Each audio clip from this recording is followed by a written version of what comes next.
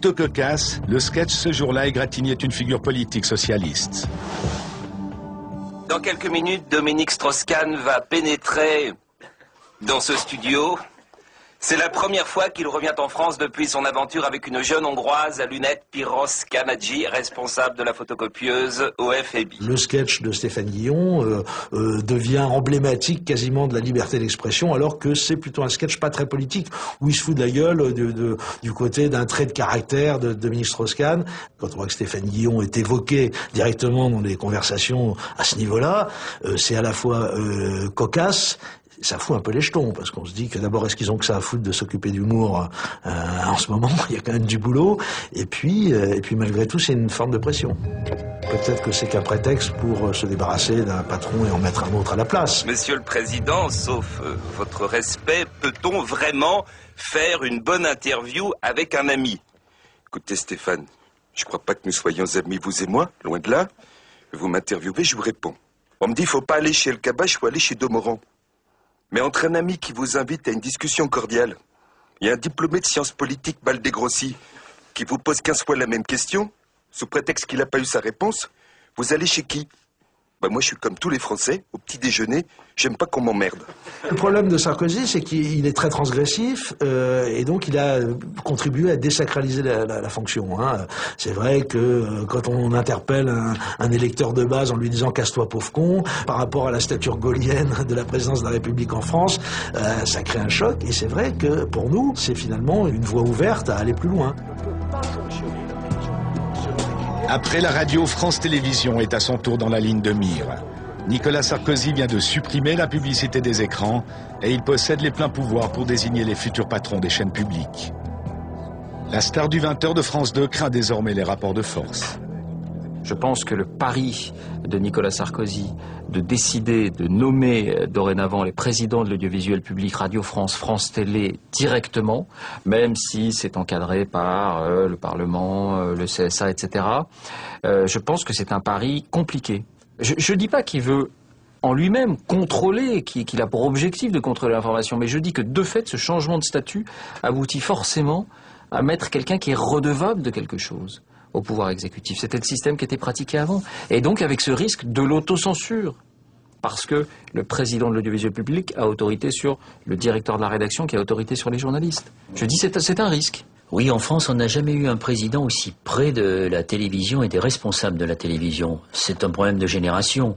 Et quand on regarde de plus près comment se sont construits ces réseaux, on s'aperçoit que ça a commencé très tôt, qu'il avait vraiment un dessein. Donc dès les années 80, dans la ville de Neuilly, où il était un tout jeune maire, il devait avoir 24 ou 25 ans, il a créé une association qui s'appelait Neuilly Communication. Et quand on regarde quels étaient les membres de cette association, ce sont les mêmes qui aujourd'hui ont les clés de l'ensemble de l'audiovisuel privé. Ce qu'il faut savoir, c'est que ce sont les mêmes qui sont aussi propriétaires de grandes entreprises, qui ont des relations très étroites avec l'État.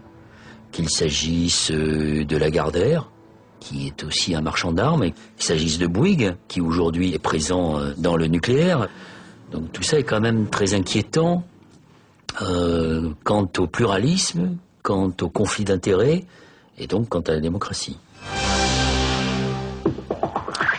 Madame, Monsieur, bonsoir. Monsieur le Président, bonsoir. Bonsoir, merci de m'avoir invité. Merci d'avoir accepté notre invitation. C'est la deuxième fois dans l'histoire de la Ve République qu'un président en exercice se rend dans les studios d'une chaîne de télévision. Ça prouve que j'apprécie France Télévisions en général et France 3 en particulier. Merci beaucoup. Il est clair que le chef de l'État aujourd'hui a un rapport avec la presse qui est beaucoup plus proche et beaucoup plus direct que ça ne pouvait l'être avec ses prédécesseurs. Et peut-être qu'effectivement, ça incite à l'autocensure certains confrères. C'est vrai que on fait beaucoup plus attention, mais à la limite, peut-être qu'on fait mieux notre métier aussi en faisant attention. Lors de cette édition spéciale, Audrey Poulevard n'hésitera pas à insister sur une question à laquelle Nicolas Sarkozy ne voulait visiblement pas répondre. Je voudrais savoir combien de contrôles d'identité, combien d'arrestations, à combien d'arrestations il faut procéder pour pouvoir expulser 25 000 personnes par an. Pour arriver à ce chiffre. Est-ce que vous n'arrêtez pas 25 000 personnes que vous reconduisez? J'imagine que le nombre de personnes arrêtées ou contrôlées... C'est une curieuse façon de présenter les choses. C'est une question, c'est une question.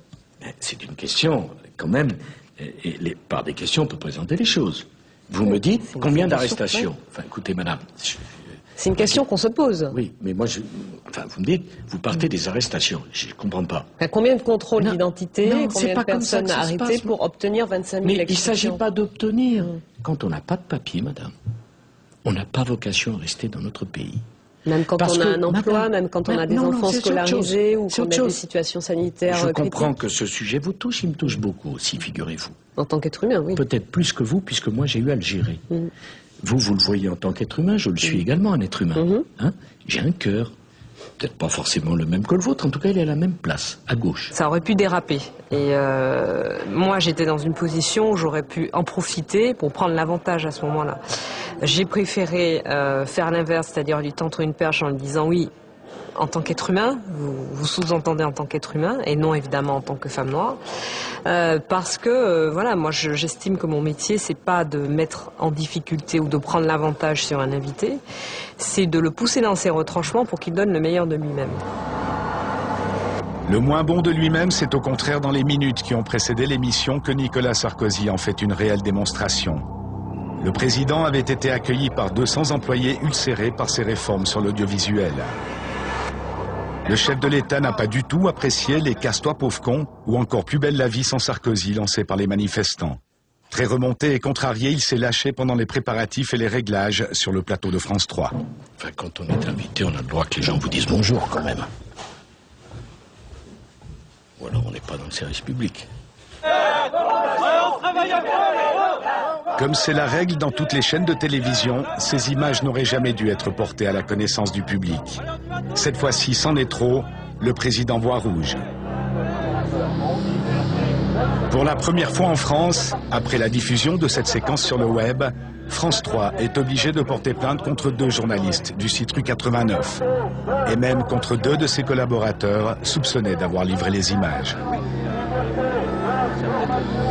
Vous étiez très remonté contre votre direction. Elle me trahit comme elle trahit tout son personnel à travers moi. Ça, c'est pour moi, j'ai mis 23 ans de ma vie dans France 3, j'y ai laissé mon dos en Afghanistan. Il y a d'autres méthodes, quand même. Ça fait plaisir de voir Monsieur Clair à l'antenne. Tu es resté combien de temps au placard? 2 années, c'était la maison à côté. J'avais protesté quand on avait mis au placard. On y voit Nicolas Sarkozy dans ses rapports très décomplexés avec les journalistes. Il les tutoie, il rappelle à un des journalistes qu'il a été mis au placard. Il dit qu'il avait protesté contre cette mise au placard, ce qui montre qu'il intervient quand même un minimum dans le contenu des médias. Vous voulez pas poser une question d'actualité sur Carcassonne, non? Je pense que c'est révélateur, oui, d'un climat qui est quand même de plus en plus inquiétant pour les journalistes, pour le secret des sources surtout et pour la liberté de la presse en France, puisque ces dernières années, on a vu beaucoup de convocations, de perquisitions, de journalistes placés en garde à vue aussi. On a l'impression que ça s'accélère et c'est étonnant puisque le président avait, au moment de son élection, un petit peu avant, rappelé son attachement au secret des sources. La France détient aujourd'hui le triste record en Europe du nombre de perquisitions dans les rédactions et du nombre de journalistes mis en examen ou placés en garde à vue. La France fait moins bien aujourd'hui que les nouveaux entrants dans l'Union européenne, des pays comme la Pologne, la Bulgarie, la Roumanie, où il y a encore pas longtemps, des journalistes pouvaient se faire casser la gueule au coin d'une rue parce qu'ils avaient enquêté sur une affaire sensible. Finalement, face au soutien du monde médiatique et à l'ampleur que prend cette affaire, les 4 journalistes seront relâchés le jour même. À trop vouloir étreindre le roi, de nombreux journalistes se sont fourvoyés. Mais à trop vouloir rapprocher le soleil, le roi lui-même a peut-être fini par brûler ses propres ailes.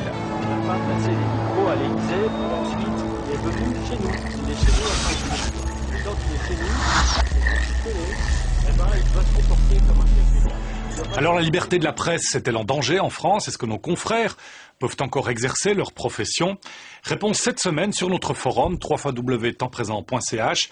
Vous y retrouverez Pierre Aski, ancien rédacteur du journal Libération et désormais rédacteur en chef du site internet Rue 89, ce même site qui a justement diffusé les images interdites de Nicolas Sarkozy sur le plateau de France 3.